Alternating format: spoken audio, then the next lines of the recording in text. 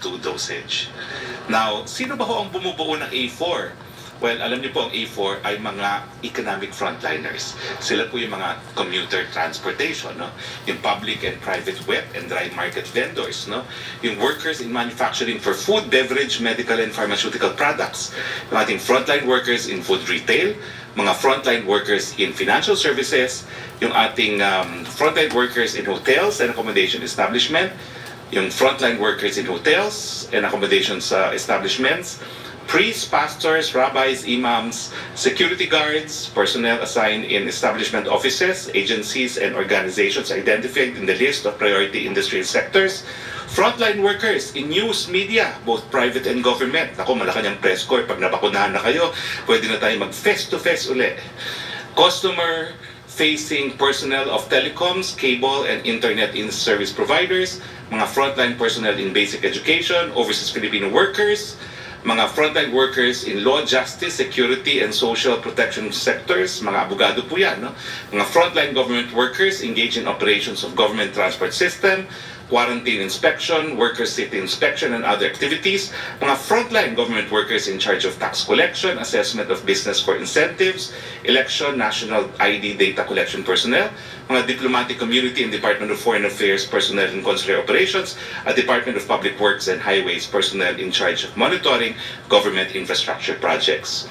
Ngayon naman po ay napagkasundoan ng inyong IATF ng mga gobernador at mga mayor ay mapapabilang na rin po sa priority A 1.5. Ito ang nilalaman ng IATF Resolution 115.B. So mga mayors at governors, magpapakuna na rin po tayo. Nasa anong estado na po tayo sa pagbabakuna? Tingnan natin ang infographic ng simultaneous vaccine administration. Talaga naman pong inuna natin ang A1, A2 at A3. At ang plano po natin hanggang katapusan ng Mayo ay A1, A2, A3. Pero pagdating po ng third quarter, beginning June or possibly a bit earlier po, hanggang A4 at A5 ay mababakunahan na rin natin.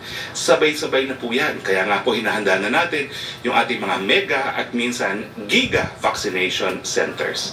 At pagdating po ng Agosto, sisimulan na po natin pati ang B, ang buong sambayan ng Pilipino hanggang ma-achieve po natin ang herd immunity dahil magkakaroon na tayo ng mga bakunadang between 50 to 70 million by the fourth quarter of 2021. Ngayon, ano po yung strategiya natin, no? Well, siyempre po, sa kahit anong pandemya, bibigyan natin ng prioridad o unahin natin yung mga lugar kung saan mataas po ang COVID-19. Hindi po yan badge of honor. Ang katunayan po, malungkot yan, pero dahil naririto po mga kaso, dito po talaga dapat nating simulan. Pero ito naman po ay paninimula lamang. At ito pong dahilan kung bakit magsisimula tayo sa NCR at saka yung Class 6 provinces, yung Bulacan, Cavite, Pampanga, Laguna, Batangas, and Rizal, kasama po ang Metro Cebu and Metro Davao. Pero hindi po natin kakalimutan ang buong daigdig. Sa isang model po na pinag-usapan kung kailan lamang, sa kasagsagan po, pag nariyan ng mga bakuna, mga 42% po ang i-reserve natin sa NCR plus 6, including Metro Cebu and Metro Davao. At yung balanse naman po na mahigit 60% pupunta pa rin sa buong Pilipinas.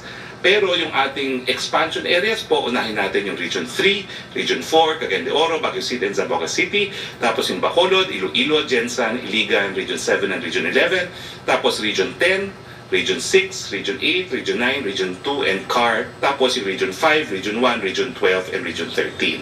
So ang sumatotal po, ang mababakunahan natin ay 83,829,719,000 at ang 70% po niyan ay 58,660,603. Okay.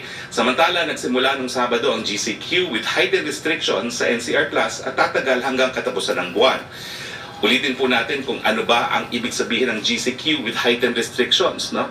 Well, tingnan po natin itong infographics. Meron po tayong baghagyang pagbukas ng ekonomiya, bagat hindi po ito katumpad ng mga binuksan na nating ekonomiya sa ilalim ng ordinaryong GCQ. So, ibig sabihin, may kaunting binuksan, pero mas kakaunti po ang binuksan kung ikukumpira sa regular na ECQ. For instance, yung outdoor tourist attractions po, gaya ng Fort Santiago, binuksan po natin yan, pero hanggang 30% capacity lang po. Yung mga beauty salons, barbershops, beauty parlors, medical aesthetic clinics, cosmetic or derma clinics, nail spas, reflexology, aesthetics, wellness and holistic centers, and other similar establishments, acupuncture and electrocutory establishments, binuksan po natin yan hanggang 30% lamang. Yung limited special events at accredited establishments ng DOT, 10% po. Yung outdoor dine-in services, al fresco, 50%. Yung indoor dine-in ay hanggang 20% lang po. Ano pong hindi pa allowed? Yung mga indoor non-contact sports, courts or venues. So yung mga nagtatanong po sa akin, yung mga badminton na indoor po, hindi pa rin po allowed. No? Ang mga gyms, hindi po rin po allowed yan. No? Kasama po yung mga fitness studios, gyms, spa, or other indoor leisure centers of facilities and swimming pools. Kaya lahat po tayo ay tumataba ngayon. No? Indoor visitors or tourist attractions, libraries, archives, museum, galleries, and cultural shows and exhibits ay hindi pa rin po pinapayagan. Yung venues for meetings, incentives, and conferences and exhibitions, hindi pa rin po pinapayagan. Yung entertainment venues, yung mga bars, concert halls, and theaters, bawal pa rin po. Yung recreation venues, gaya ng internet cafes, billiards, halls, arcades, amusement parks, fairs, playgrounds, kiddie rides, at iba pa, hindi pa rin po yan pinapayagan. So ang ating strategiya po, unti-unting pagbubukas. Kasi ang hinaharap po natin ay mga new variants na mas mabilis kumalat, mas nakakahawa, at meron pa pong banta na double mutants, no, na galing po sa India.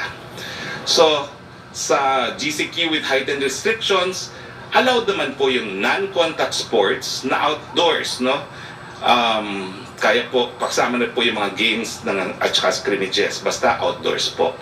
Ang religious gatherings po natin, allowed po tayo hanggang 10%. Yung populasyon po, nananatili po na under 18 and over 65, manatili muna po tayo sa ating mga tahanan. Bakit po? Kasi lalong-lalo na yung mga seniors, kayo po ang merong pinakamalaking banta sa COVID-19. Pero ang transport naman po, lahat naman po yan ay operational, no? Subject to strict minimum health standards. COVID-19 updates naman po tayo. Ito po ang ranking natin, no, in relation to the rest of the whole world, no, sang-ayon po ito sa Johns Hopkins.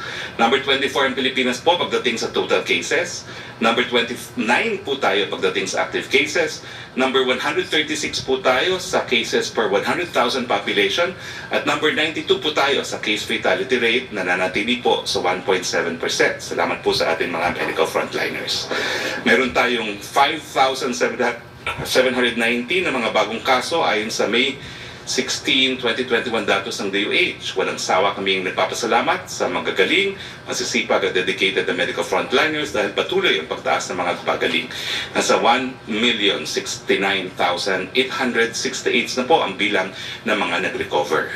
Samantalang malungkot naman natin binabalita na 19,191 ang biniwan ng buhay dahil po sa coronavirus. Nakikiramay po kami, 1.68 po ang ating fatality rate. Ito naman po ang kalagayan ng ating mga ospital. No? Bumubuti po talaga ang ating healthcare utilization rate. Unahin natin sa National Capital Region. 57% na lang po ang utilize sa ating mga ICU beds. No? 42% na lang po ang utilize sa ating isolation beds. 47% na lang po ang utilize sa ating ward beds at 46% na lang po ang utilize sa ventilators. Sa buong Pilipinas, 58% po ang utilization natin ng ating ICU beds, 43% ang isolation beds, 47% ang ward beds, at 40% utilize ang ating mga ventilators. So wala pa po tayo sa moderate risk sa lahat ng ating healthcare utilization. Sa iba pang mga bagay, mamayang gabi ay magiging panauhin po ni si dating Senate President Juan Ponce Enrile sa Talk to the People. Sabi nga ng Pangulo, former Senator Enrile was there right at the beginning. Kinakailangan po nating pakinggan ang sasabihin ng dating senador dahil magandang malaman ang papel ni dating senador sa Antonio Trillanes at dating Secretary Albert Del Rosario sa usapin ng pagkawala ng Scarborough Shoal sa Pilipinas. Ang pagkawala ng Scarborough Shoal, kung inyong matatandaan, ang naging hudyat ng kaguluhan sa West Philippine Sea na dati naman po ay tahimik. Hintayin po natin mamaya kung ano ang sabihin ni dating Senador Enrile. Pero ngayon po, ito mga larawan ng Scarborough Shoal na hindi ko po napakita isa-isa. Ito po galing sa isang expedition ng aking dating institute na pinangunahan, yung Institute of International Legal Studies ng UP Law Center. Ito po yung ilan sa mga bato na permanently above water sa Scarborough Shoal. Yung Rock A, balikan natin sa Rock A. Tapos ito po yung Rock B. Naku, ilang mga empleyado po yan ng UP Law Center na nakipag-post-post. Wala pa pong selfie noong mga panahon na yon. Rock C, meron pong marker ang NANRIA doon, no, na ikinabit. No? At Rock D. Yan. Now, ulitin ko po, no? Bagamat ito po ay parang maliit, ito po ay isla. Dahil ito po ay, or rocks na tinatawag because it is permanently above waters and can generate up to 12 nautical miles of territorial sea. Now, bago naman po nagkaroon ng konfrontasyon noong 2012, tahimik naman po usaping West Philippine Sea. Pero matapos po yung kontrobersiya sa nakalipas na administrasyon, unang-una, nawala po sa atin ang Scarborough Shoal. Noong mga panahon na yon, pinagbawal ng ating mga mangingisda na makapaghanap buhay dun sa boro na ginagawa na nila panahon pa ng kanilang mga ninuno. Pero ngayon po, sa patakaran ng ating presidente, pinapayagan na po muli silang mangisda. Uli po, ang importansya na malaman ang katotohanan kung ano nga bang pangyayari, kung bakit nawala sa atin ang posisyon ng Scarborough Shoal ay magiging subject ng pag-uusap ni Presidente at ni dating Senate President JPE. At huwag niyong kakalimutan bilang gante ng China nga doon sa ating arbitration, ibig sabihin, yung Scarborough Shoal incident din ang naging dahilan kung bakit nagkaroon po ng mga base militar ngayon ang China doon sa mga artificial islands na karamihan po ay kabahagi na ating exclusive economic zone. Ilan po dito ay yung Fiery Cross Reef, tapos po yan yung 27, ayan po ang larawan. Pagkatapos po, nandyan din po yung McKinnon Reef, at nandyan din po yung tinatawag na Mischief Reef, although ito po 1995 pa nawala sa atin, pero nagkaroon po ng ganitong struktura matapos po yung kontrobersiya sa Scarborough Shoal. Okay, makakasama natin po ngayon si Dr. Gap Legaspi, ang Medical Director ng PGH, dahil alam po natin na kagabi ay nagkaroon po ng sunog dyan sa PGH, at importante po ang PGH dahil ito po talaga ang puntahan ng mga mahihirap na Pilipino kapag sila'y nagkasakit. Ako po'y pinanganak sa PGH at kung ako nga po'y nag-COVID, ako po'y naging pasyente rin sa PGH. Dr. Gap Legaspi, ano ba ho ang pinagmulan nitong sunog sa PGH kagabi? The floor is yours, Dr. Legaspi. Good morning, Secretary Roque. Ang investigation po ay ongoing pa. Ang ating Arson Division ng Bureau of Fire is working on the case. Pero ang paglalahad ng mga pangyayari points to a possible faulty electrical wiring or circuit breaker. No? So wala pa pong final, pero yun po ang initial findings ng ating mga investigador.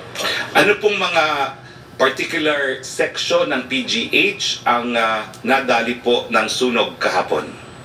Okay. Ang direktong na apektuhan na sunog, kung saan talagang may apoy na lumabas, ang aming operating room, supply, and autoclave room. Ito po yung support area para sa 32 operating rooms doon sa third floor na yon. Kung saan lahat pinoproseso ang mga instrumento para gamitin pang-opera. No? So very vital siya to conducting operations on a daily basis. No? Dito rin po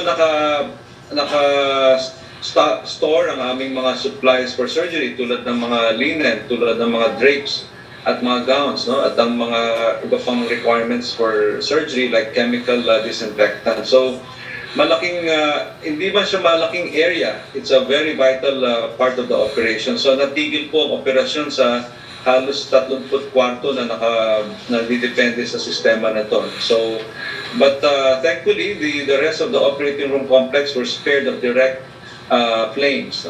Ang nakaka-apekto po yung mga kapal na usok na umabot doon. So siyempre po, bagamat ang sunog ay nandyan sa area na operating room, naapektuhan din yung ibang mga wards at mga floors ng hospital.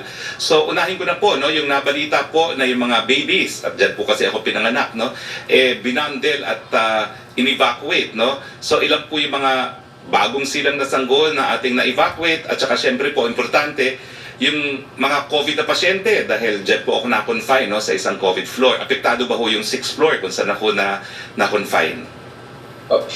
So ang mga babies po na kaya naapektuhan ng mga newborn babies kasi nasa 4th floor yung nursery at saka yung neonatal intensive care unit.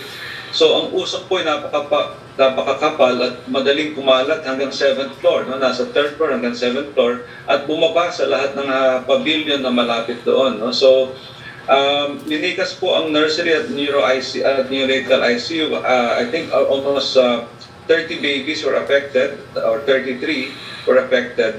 At dahil po sa kasensitibo ng kondisyon ng iba, nung gabi din po yun, kagabi, nalipat yung 10 sa Santa Ana Hospital. So, para hindi sila magdelikado sa sitwasyon na temporary staging area sa labas ng PGH, pinabuti na ating mga pediatricians, ilipat sila nung gabing din yun sa Santa Ana Hospital at malaking pasalamat namin doon. So, yung mga iba naman po stable na at nabalik na sa nursery ulit at sa pediatric wards. Yung inyong pong nasabing COVID ward, ayun po yung mga 5th, 6th, and 7th floors. Malaking bagay rin po na kumukonti na ang pasyente. So, I think there were around only 30 patients or 34 patients ng COVID sa area na yun na kailangan ilikas. At nailipat naman po sila sa area ng ibang COVID area sa hospital, sa ground floor, at sa bagong bukas na emergency room na kinonvert namin ng COVID area temporarily. No? So, may mga konti pong temporarily na halo sa open area pero hindi lumapit. No? Hindi po sila nagdikit sa mga non-COVID areas while waiting for the preparation of the emergency room complex para ma-house temporarily COVID patients. So, but for now, lahat po sila bumalik na sa mga kanya-kanyang mga wards. Well, marami po siguro hindi nakakaalam na ang PGH po, bagamat ito ay pinupuntahan ng mga mahihirap para magpagamot, ay hindi po pinupondohan ng national government kung hindi ng UP system, no? Pero Doc Legaspi, please confirm this, nung bago po akong spokes, nagkaroon po ng tulong ang ating presidente sa PGH, bagamat ang budget niya nanggagaling sa UP PGH, no? Na social fund, na galing po sa Presidential Social Fund, no? Okay. Pero sa ngayon po, magkano po yung Presidential Social Fund? Ang alam ko po, ang na-arrange natin dati, malaki, 100 million, no? Kaya lang po hindi magamit ng PGH, no? Dahil yung sa tinatawag na absorptive capacity.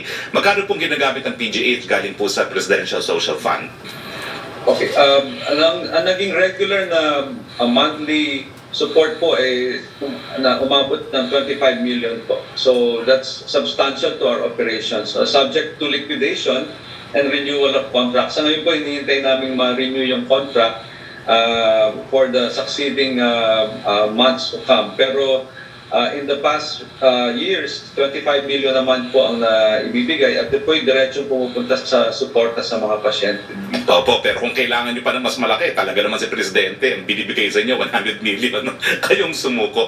Pero ito pong nasunog, nakarating na po ang DPWH, no? At ang sinabi sa akin ng DPWH at saka ni Secretary Charlie Galvez at ni Secretary Vince Dizon na nangyari na dyan, na DPWH daw po ang magpapagawa sa lalong mabilis na panahon yung mga nasunog na bahagi ng ospital. Tama ba po ito? Tama po ito, pero hindi ko kumpletuhin pa ang analysis ng mga engineers ng DPWH, but for now, I think may mga questions sa structural integrity, kaya importante po talagang mga specialista ng DPWH makita ito. And malaki pong pasalamat namin na maagang intervention ng ating mga secretaries para ma-correct yung mga infrastructure problems po. And at I'm sure mas mabilis magagawa ito pagka nandiyan na si Secretary Villar and Secretary Galvez and Secretary Dizon. May panawagan din po ng mga donasyon, no?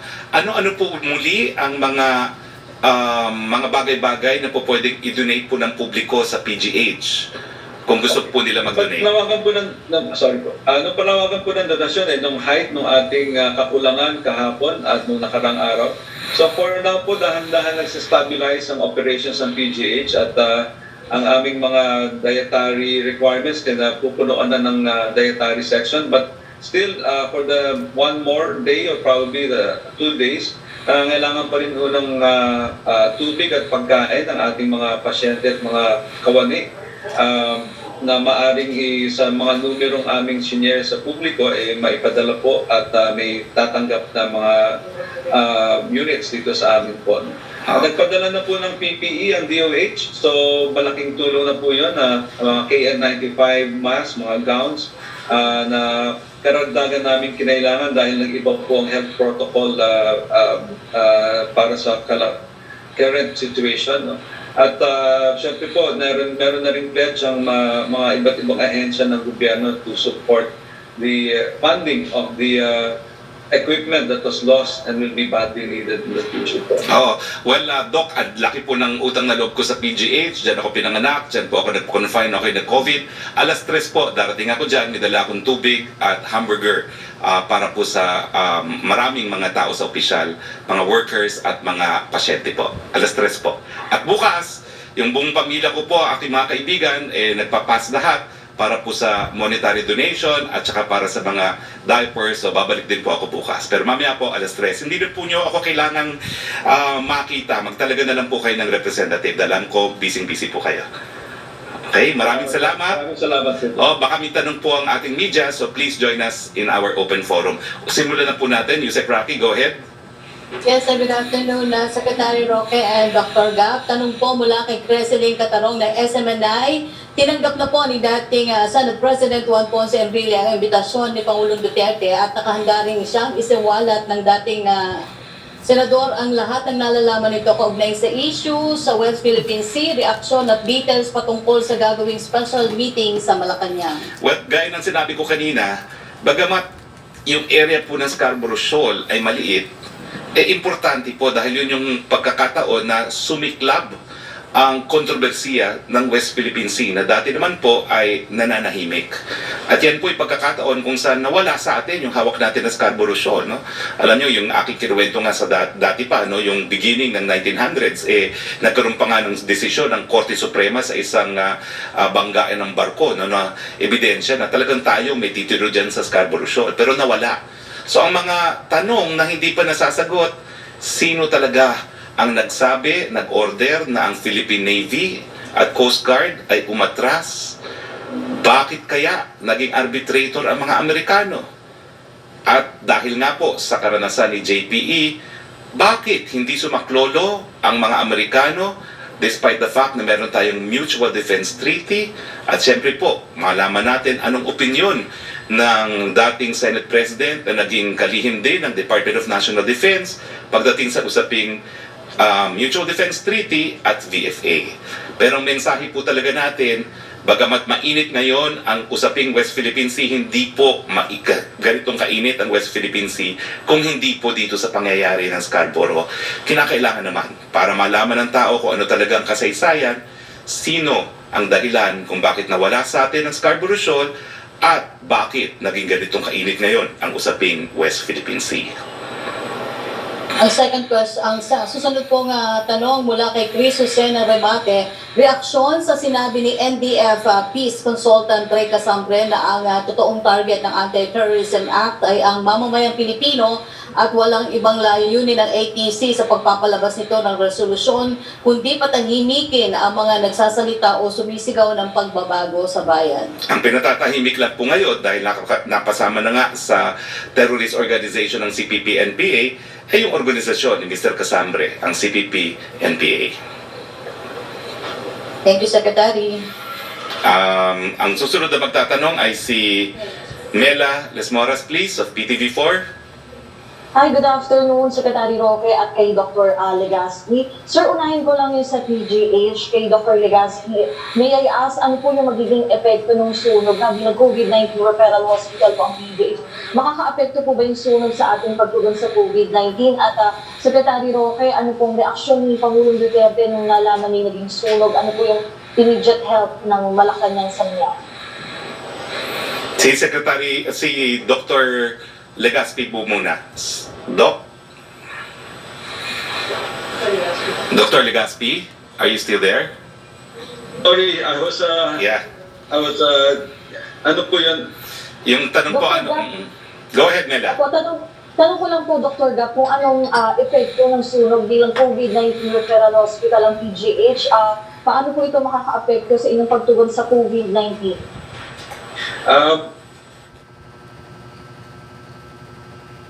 Facilities ay hindi directly affected either by the flames or yung mga pang dependency dito sa area na nasunog. No? So tuloy-tuloy po ang ating pagtanggap ng COVID patients. Pero humingi po ako ng isang araw lang kay Yusek Vega na titigil muna namin ang pag-transfer hanggang na-stabilize ang paglipat ng pasyente at ang amoy ng usok. Kasi kahit paano may amoy pa rin yung mga wards eh. So, kinili-clear up namin yung mga areas na may amoy pa ng usok bago namin punuin pa ng pasyente. So, itong araw lang na to, baka hindi makakalipat ng mga pasyente. But by tomorrow, we will resume accepting COVID patients to PGH. So, wala pong malaking pagbabago except yung isang araw na paghahanda lang ulit. Well, yung tanong mo naman, Mela, no? Dr. Legaspi has confirmed na nung ako'y bagong spokesman, talagang sinimula ni Presidente na mag-offer ng 100 million a month para po sa PGH dahil alam nga niya, puntahan niya ng mga mahihirap. Pero dahil nga po limitado naman ang absorptive capacity, ngayon po 25 million a month ang nagagamit. So ang Presidente po, Doc Legaspi, kung anong kailangan niyo, sabihin niyo lang.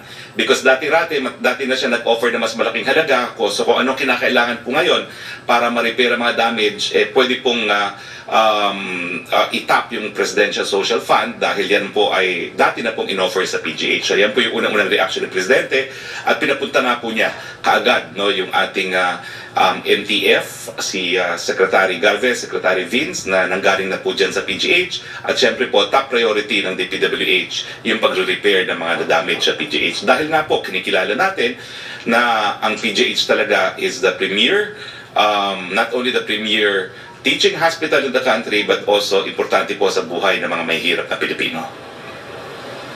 And on COVID-19 naman po, sir, can you just elaborate, ano po yung inaasahan natin magiging epekto sa ekonomiya at kalusugan nito na GC restrictions at and then yan tumataas pa rin, ano matutugunan pa rin kahit na nag-G with heightened restrictions? Well, ang strategiya, nawawala ka, Mela, but I got the gist of your question. Ang strategiya po talaga natin, unting-unting pagbubukas ng ekonomiya.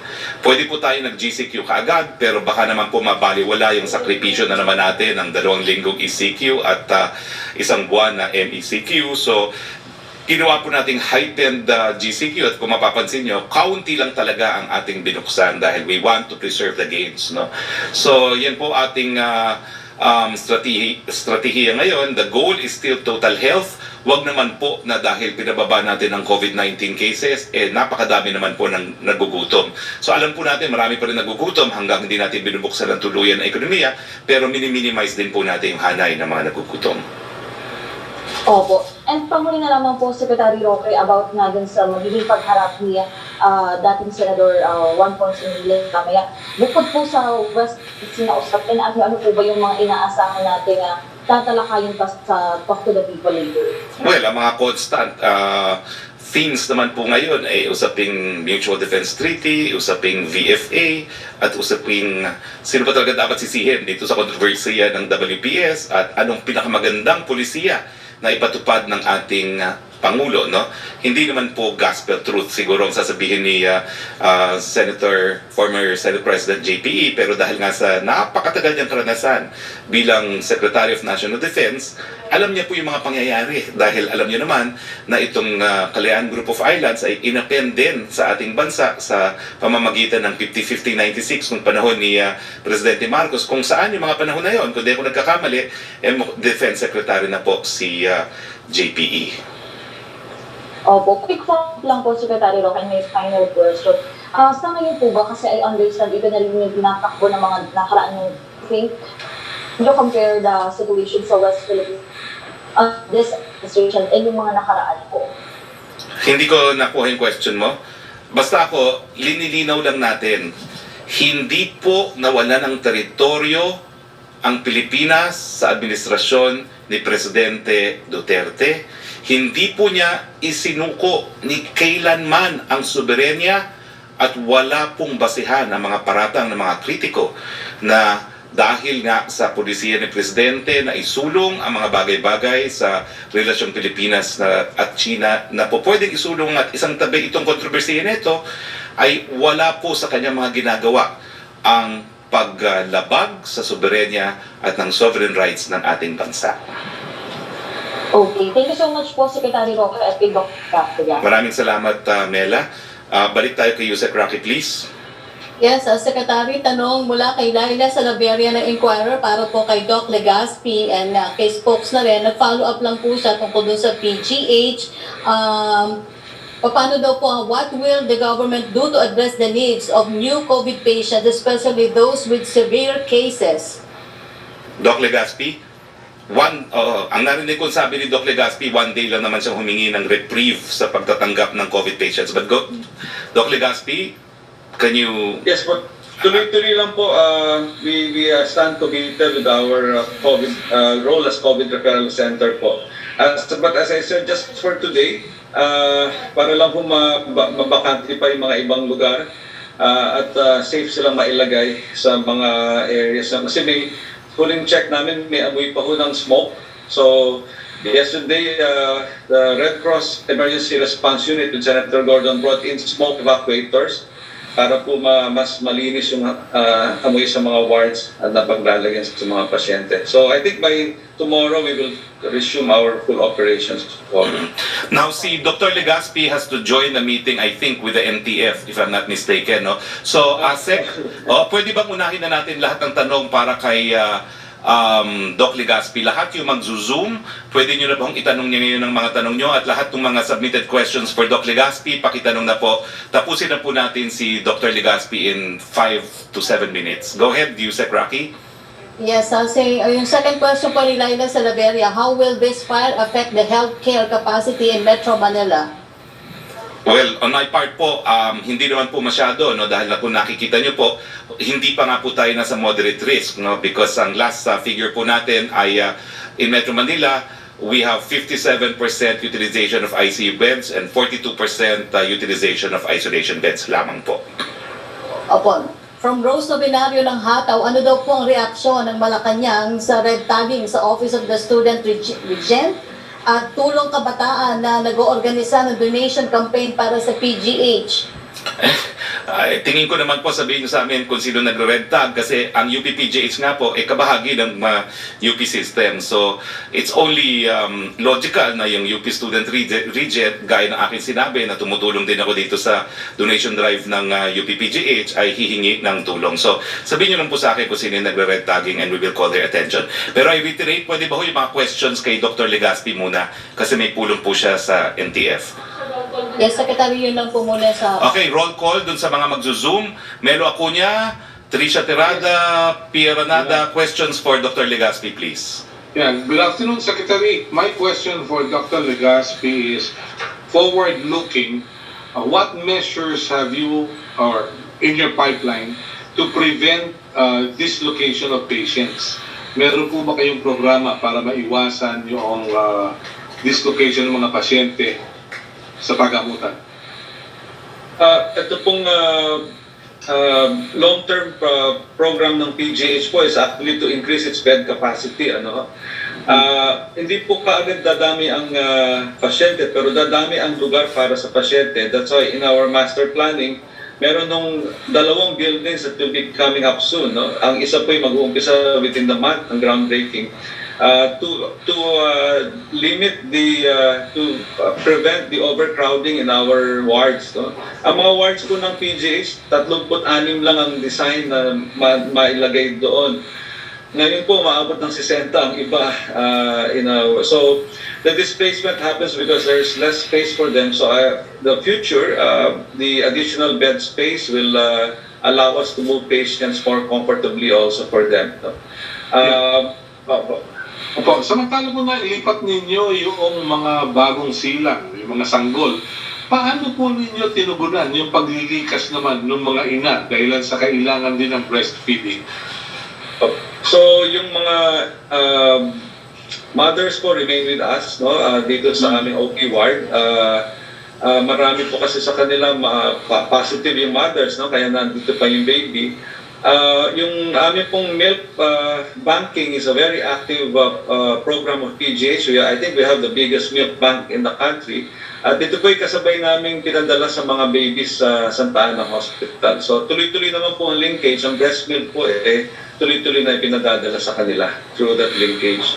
Yeah. Pahabol ko na rin, Doc Legaspi. You mentioned in an interview previously, no, na mga 30 to 50 million yung napinsalang kagamitan. How do you plan to replenish the equipment? You may have the cash, but where will you buy the equipment? So we already made our surveying of the market. No? Meron pong mga available na units na maaari naming mabili. Kaya ang aming pong strategy is to overcome government procurement procedures, maybe purchase them on an emergency basis so that we can equip the hospital again. Pero hindi po namin sila malalagay sa pinangyarihan ng sunog dahil nga po kailangan pang i-renovate yun.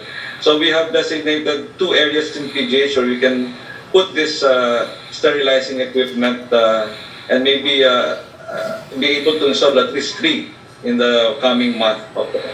Thank you very much, Dr. Legaspi. Thank you, Secretary. Okay, wala na tayong katanungan kay Dr. Doc Legaspi. And Doc, ang huli kong mensahe po galing sa ating presidente, ask and ye shall receive. Alam niyo naman po, dati-rati pa, kung anong kinakailangan ng PGH ay handang ibigay ang presidente galing po sa kanyang Presidential Social Fund. Ulitin ko po, mag-designate lang po kayo ng representative. I will be there at 3 for water and merienda for about 1,000 frontliners and patients. Maraming salamat, Dr. Legaspi. Maraming salamat din po sa inyo lahat.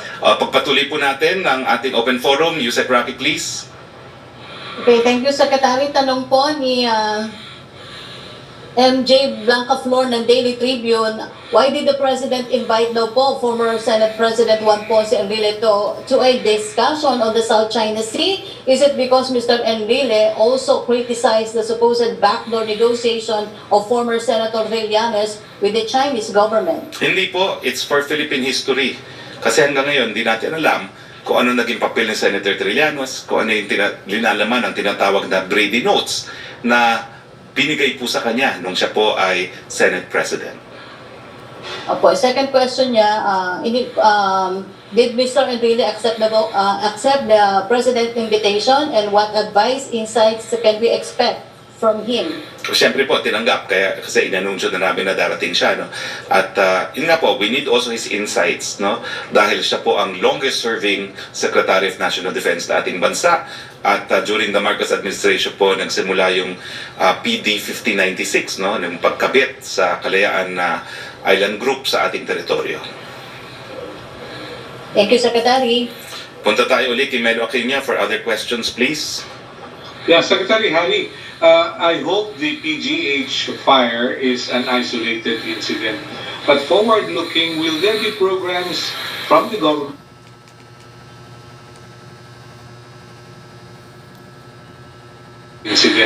But forward-looking, will there be programs from the government through the IATF and the Department of Health na magkaroon ng networking ng mga ospital in cases of emergency?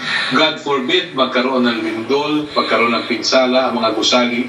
Meron kaya tayong mga programa para sa ganitong emergencies? Yan po ang ginagampang papel ngayon ng One Hospital Command Center. We are treating all the hospitals as part of one command nga, no? At least for COVID purposes. At nakita naman po natin na because of this, nagkakaroon ng mas malapit na kooperasyon sa mga ospital at naging dahilan kung bakit yung mga bagong sinanglang sanggol ay nailipat kaagad sa Santa Ana Hospital. No? So I think this is one good thing that came out of this health emergency, yung closer cooperation amongst all hospitals, private or public. Wala na pong distinction ngayon. Basta ang hinahanap natin espasyo para sa mga nagkakasakit. What about the assessment of the structural integrity of hospital buildings? Will the government take a lead role in checking how safe these buildings are? Well, nung ginawa po yung mga buildings na yan, lahat po yan ay dapat nag-comply dun sa building code. At ang building code po natin, lalo na sa mga hospitals, ay intended na yung mga hospitals will be the last building standing even in case of an earthquake. So, ganyan katindi po yung requirements for building a hospital. Pero of course, it's subject of course to regular assessment. No? At ang ginagawa nga po ng DPWH ngayon, ina-assess ang structural integrity ng buong building ng PGH dahil nga po dito sa sunog neto. Yeah, I hope we can also get the update from DPWH as to the assessment of other buildings aside from PGH. Thank you, Secretary. Thank you. Maraming salamat po. Yusek Roque again. Yes, from Jaime Sampang of DZAS, League of Provinces of the Philippines President and Marinduque Governor Velasco has called on the national government to send more vaccine in the provinces, especially those placed under MGCQ. Velasco is aware of the limited vaccine supply in the country, but he still saw the need to add more vaccine supplies in the MGCQ areas to provide more protection to the people. Reaction daw po. Huwag po kayo mag-alala. No? Tama po si Governor Velasco. Hindi naman po natin sinasabi na balibasa nagkakaroon tayo ng focus areas na NCR plus 6, Metro Cebu at Metro Davao, hindi na makakakuha yung rest of the country. Sa isang simulation po na napresenta lately lamang, up to 42% of all vaccines po ang ilalaan sa NCR plus 6 provinces, Metro Cebu and Davao. Pero clearly, yung 58%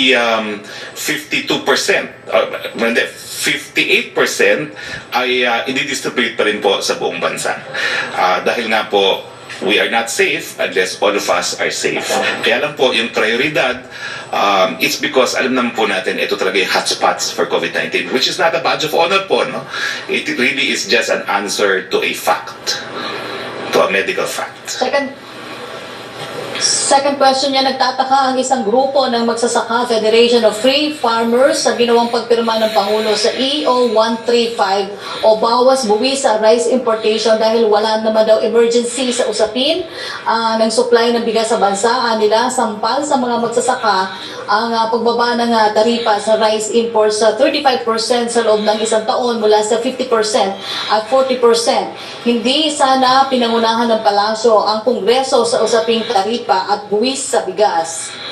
Well, siguro po sinisiguro lang natin na sapat po ang ating magiging supply ng bigas. Kasi siguro po sa lahat ng ating kinakain, we can afford na magkulang tayo sa ilan pero hindi po pwede sa bigas. At nakita nyo naman po, napakatindi po nitong panahon na tag-init na ito. So hindi po natin po alam kung anong epekto nito sa ating mga pananim na palay, pero I'm sure meron pong epekto yan. Na kung papansin nyo naman po, from 40 naging 35. So maliit lang naman po yung taripa na ibinaba. Hindi po ganun kalaki, no? So ito po ay just to ensure na itong adverse consequences ng climate change ay hindi magdudulot ng kakulangan sa ating supply ng bigas. Thank you, Secretary. Okay, Trish Tirada for other questions, please. Hi, good afternoon, Spokesman. Sir, first question po, ito lang po follow up on the West Philippines Sea issue. Because I remember so last time, telling the fishermen na at least ngayon po nakakapangista na sila. Yung argument, sir, or the mindset na nakakapangista na yung mga Pilipino, for example, dun sa, at least sa Bajo de Masinloc, hindi po ba lumalabas na very mediocre ating standard that we can settle with this agreement when we deserve more? Well, kasi pagdating sa usaping EEZ, that's really right to exploit and explore fishing resources. Doon sa apat na bato ng Scarborough Shoal, ano pa ba makukuha mo dyan kung hindi isda? Yan lang po ang Scarborough Shoal. So, what else they want there kung hindi po pangingisda? So, wala pong mababaw doon sa ninanais natin. Talaga naman po importante yung Scarborough Shoal sa mga mangingisda na taga Luzon dahil mga ninuno pa nila ay nangingisda na dyan. At yan nga po yung naging desisyon ng Arbitral Tribunal, no? Na mayroong acquired traditional fishing rights ang lahat, hindi lang pong Pilipino, kundi ang mga Chino at mga Vietnamese din.